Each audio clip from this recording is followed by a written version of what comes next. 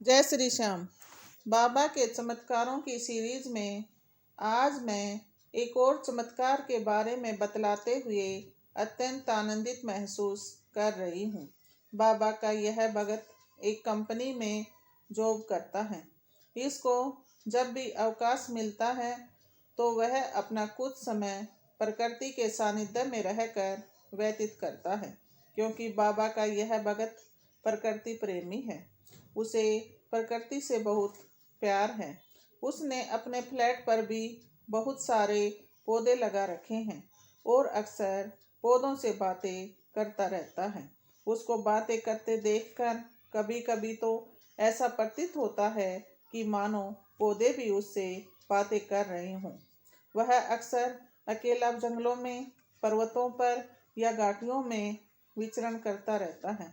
उसे वहां जाकर प्रकृति को निहारना बहुत अच्छा लगता है। वहां पर वह ध्यान साधना करता है और कई कई दिनों तक समाधि में लीन रहता है। जब मैंने उससे पूछा कि वह अकेला जंगलों में या पहाड़ों पर कैसे रहता है, वह भी बगैर कुछ खाए पिए, क्योंकि वह जगह तो साधु सन्यासियों के लिए ही ठीक है। वहाँ तो केवल साधु सन्यासी ही अपना गुजर बसर कर सकते हैं। एक आम इंसान का उस जगह पर रहना मुश्किलों से भरा हुआ होता है।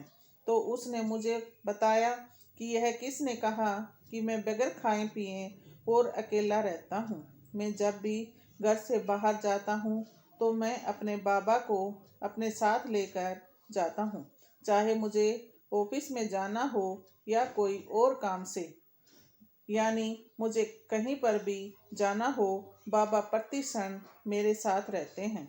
वे मुझे कभी भी अकेला नहीं छोड़ते। मैं पौधों के साथ साथ बाबा से भी बातें करता रहता हूँ। जब मुझे भूख लगती है या किसी और चीज़ की ज़रूरत होती है तो मैं बाबा को कह देता हूँ। बाबा भी मेरा अपने बच्चे की तरह ध्यान रखते हैं।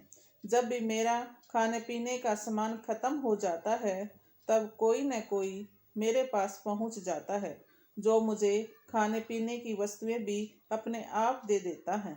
अब मैं आपको अपने उस चमत्कार के बारे में बतलाना चाहता हूँ जो मेरे साथ घटित हुआ। यह घटना 2008 की है। मैं हिमाचल की साइड गया हुआ था। वहाँ पर जब मैंने ध्यान लगाने के लिए एक जगह का चुनाव किया और वहाँ पर बैठ गया, तभी मैंने देखा कि वहाँ मेरे सामने थोड़ी सी दूरी पर ही एक रीछ है, जिसको देखकर मेरे होश उड़ गई, क्योंकि ऐसा मेरे साथ पहली बार हुआ था। इससे पहले ऐसा कभी भी नहीं हुआ था।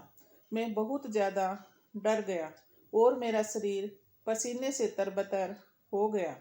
मुझे कुछ समझ नहीं आ रहा था। वह रीछ धीरे धीरे चलकर मेरे पास आ रहा था और मैं इतना डरा हुआ था कि मुझे कोई रास्ता समझ नहीं आ रहा था।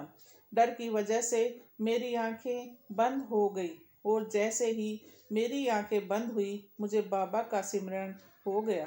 उससे पहले तो मैं सब कुछ भूल चुका था। मैंने अपनी पूरी एनर्जी इकट्ठी की और जोर से बाबा को पुकारा, बाबा मुझे बचा लो। तभी अचानक ऐसा लगा जैसे कोई मुझे कह रहा हो कि चुपचाप बैठ जाओ और समाधि में चला जाओ, तुझे कुछ नहीं होगा। मैंने बाबा का ध्यान लगा लिया और बाबा का सिमरन करने लगा। तभी अचानक मुझे एहसास हुआ कि कुछ गरम गरम मेरे हाथ पर लगा है। मैंने थोड़ी सी आंख खोलकर धीरे से देखा तो रीछ मेरे हाथ को चाट रहा था। मैंने आंखें बंद कर ली और बाबा का स्मरण करता हुआ कब समाधि में चला गया मुझे पता ही नहीं चला। कई घंटों के बाद मेरी समाधि टूटी तो मैंने देखा मेरे आसपास कोई नहीं है और मैं सही सलामत हूँ। मेरे जीवन की यह एक बहुत बड़ी घटना थी। मैं इसे बाबा का ही कोई चमत्कार मानता हूँ।